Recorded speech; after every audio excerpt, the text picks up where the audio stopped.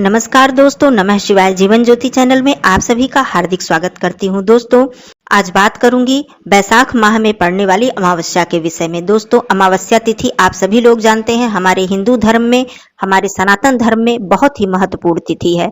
इस तिथि पर विशेष अनुष्ठान, पूजा पाठ, पितरों का तर्पण, पीपल पूजन इत्यादि से हमें विशेष लाभ प्राप्त होता है। आइए जानते हैं बैसाख माह में यह अमावस्या कब पड़ रही है, तिथि कब से कब तक है, और साथ ही आप लोग जानेंगे इस तिथि पर हम क्या क्या कर सकते हैं, कैसे पूजन अर्चन करें, किन मंत्रों का जप करें, कौन कौन से ऐसे कार्य करें जिससे कि हमें सभी देवी देवताओं और साथ ही हमें हमारे पितरों का भी आशीर्वाद प्राप्त हो। संपूर्ण विधि मैं बताऊंगी, सुबह से लेकर आपको कैसे कैसे क्या क्या करना है, कौन कौन सी विधि करना है, क्या दान करना है, क्या मंत्र जपना है, आप सभी लोग जानेंगे।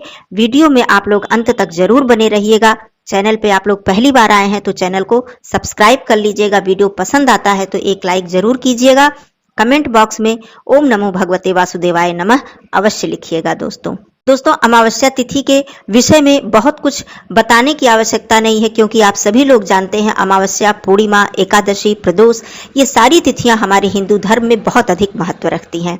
इस साल 2023 में बैसाख अमावस्या 20 अप्रैल को है। अमावस्या तिथि का प्रारंभ हो जाएगा 19 अप्रैल को सुबह 11:25 पर और इसका समापन होगा 20 अप्रैल को सुबह 9:41 पर। इस तरह से उदया तिथि को ध्यान में रखते हुए यह तिथि 20 अप्रैल को पड़ेगी।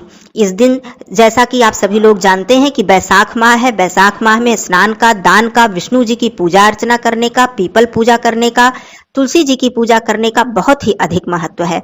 तो आप लोग सुबह सवेरे स्नान कर लीजिएगा। अपने घर के साधारण पानी में ही गंगा जल डालकर आप लोग स्नान कर लीजिएगा। यदि आप पवित्र नदी और सरोवर इत्यादि में नहीं जा सकते हैं तो आप घर पर भी स्नान कर सकते हैं। स्नान करने के बाद सबसे पहला कार्य आप लोग सूर्यदेव जी को जल जरूर अर्पित कीजिएगा। इस दिन अपने पितरों के निमित्त भी जल देना चाहिए, उन्हें उनका तर्पण करना चाहिए और उनसे आशीर्वाद प्राप्त करना चाहिए। माँ तुलसी जी की पूजा कर लीजिएगा। उसके बाद आप अपने घर की, मंदिर की साफ सफाई करके, स्वच्छ आसन बिछाकर, स्वच्छ वस्त्र धारण करके बैठ जाएं। अपना पवित्रीकरण करें, आचमन करें। उसके बाद भगवान विष्णु जी और माँ लक्ष्मी जी की साथ में पूजा अर्चना करें। भगवान विष्णु जी को इस दिन जनेऊ, पीला वस्त्र, तुलसी पत्र, पीला सात्विक भोग अवश्य ही अर्पित करें। माँ लक्ष्मी जी का पूजन अर्चन करें। अमावस्या तिथि पर पीपल को जल देना सबसे उत्तम माना जाता है। दोस्तों, पीपल में सभी देवी देवताओं का वास होता है। इस दिन आप पीपल की पूजा अवश्य करें। पीपल में मीठा जल देना बहुत ही उत्तम होता है। जल में आप शक्कर, गंगा जल इत्यादि डालकर पीपल में जल अर्पित करें, पुष्प अर्पित करें, धूप दीप करें। वहां पर एक अखंड दीपक आप लोग जरूर जला दें संध्या के समय, और आप सुबह भी पूजा करते समय दीपक जला सकते हैं। दोस्तों, शिव मंदिर में शिव जी का भी पूजन अर्चन करें। आप अपने घर में शिवलिंग यदि स्थापित किए हैं तो वहां भी पूजन अर्चन करें। इस प्रकार से पूजन अर्चन समाप्त करने के बाद बारी आती है दान करने की। अमावस्या तिथि पर दोस्तों, प्रत्येक माह की अमावस्या तिथि पर दान का विशेष महत्व होता है। इस दिन अपने पितरों के निमित्त भी दान किया जाता है। गौ माता को भोजन कराया जाता है, ब्राह्मण को भोजन कराया जाता है। यदि आप ब्राह्मण को भोजन नहीं करा सकते हैं तो आप दान कर सकते हैं।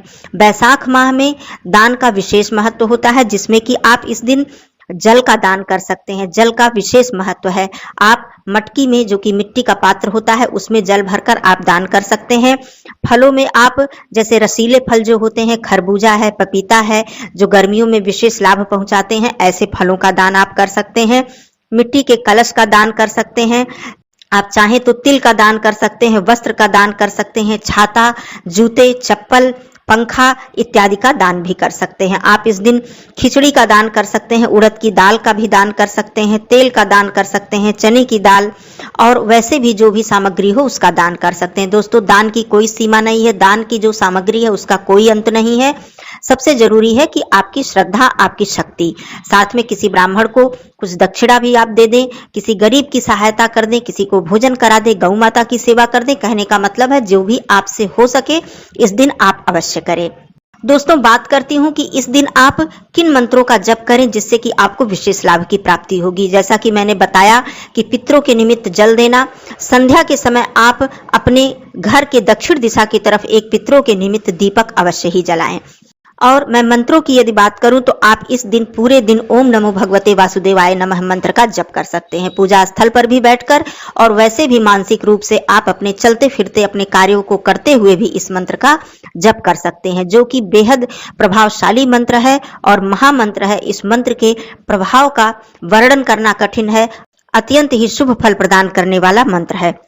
आप चाहें तो ओम विष्णवे नमः मंत्र का भी जप कर सकते हैं। इस दिन जब आप पितरों को जल दें या फिर पितरों के निमित्त दीपक जलाएं, और जब पीपल में भी जल दे रहे हैं, पीपल पूजन कर रहे हैं, तो उस समय भी आप ओम पितृ देवताभ्यो नमः इस मंत्र का भी जप आप अपने पितरों के निमित्त कर सकते हैं, उनसे आशीर्वाद प्राप्त कर सकते हैं।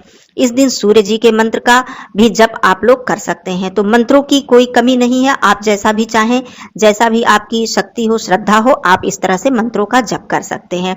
दोस्तों, संध्या के समय जैसा कि मैंने बताया, पितरों के निमित्त अपने घर के दक्षिण दिशा की तरफ दीपक जलाएं, एक दीपक अपने मुख्य द्वार पर जलाएं, एक दीपक संध्या के समय पीपल के वृक्ष में जरूर जलाएं, पीपल के नीचे जाकर एक दीपक जलाकर जरूर आएं। यह दीपक आपको सभी देवी देवताओं का आशीर्वाद प्रदान करता है, साथ ही आपके पितरों का भी आशीर्वाद आपको मिलता है। दोस्तों, पीपल की पूजा कर लेने से, पीपल की परिक्रमा कर लेने से आपके जन्म जन्मांतर के कष्ट दोष दूर हो जाते हैं। इस दिन आप हाथ में तुलसी पत्र लेकर यदि आप पीपल की परिक्रमा करते हैं, चाहे 5 बार, 7 बार, आप 9 बार, 11 बार या फिर 108 बार, जितना भी आप कर सकते हैं, पीपल की परिक्रमा करना भी बहुत ही शुभकारी होता है। तुलसी की परिक्रमा करना भी बहुत ही शुभकारी होता है। यदि आप पीपल पूजन कर रहे हैं और चारों तरफ घूमने की, परिक्रमा करने की जगह नहीं है, तो आप अपने स्थान पर ही खड़े होकर आप घूमकर परिक्रमा कर सकते हैं। एक ही स्थान पर खड़े होकर आप परिक्रमा कर सकते हैं। इस प्रकार से भी परिक्रमा किया जाता है। तुलसी जी के वृक्ष की भी इसी प्रकार से आप परिक्रमा कर सकते हैं, यदि स्थान नहीं है परिक्रमा करने की तब, नहीं तो चारों तरफ से आप घूमकर परिक्रमा कर लें यदि स्थान है तो इस तरह से दोस्तों, अमावस्या तिथि को व्यर्थ नहीं जाने देना चाहिए। पूर्णिमा तिथि, अमावस्या तिथि, ये सब तिथि हमारे धर्म में बेहद महत्वपूर्ण तिथियां हैं। तो जैसा कि आप सभी लोगों ने जाना कि वैशाख माह की अमावस्या तिथि है, इसमें आप लोग विशेष रूप से भगवान विष्णु जी का आशीर्वाद अवश्य ही प्राप्त करें। पूरा वैशाख माह बहुत ही पवित्र होता है, भगवान विष्णु जी को समर्पित होता है, तो इनमें ये पड़ने वाली ये सब तिथियां बहुत ही ज्यादा महत्व रखती हैं। फिर मिलती हूं ऐसे ही उपयोगी वीडियो के साथ, तब तक के लिए दोस्तों धन्यवाद। नमः शिवाय।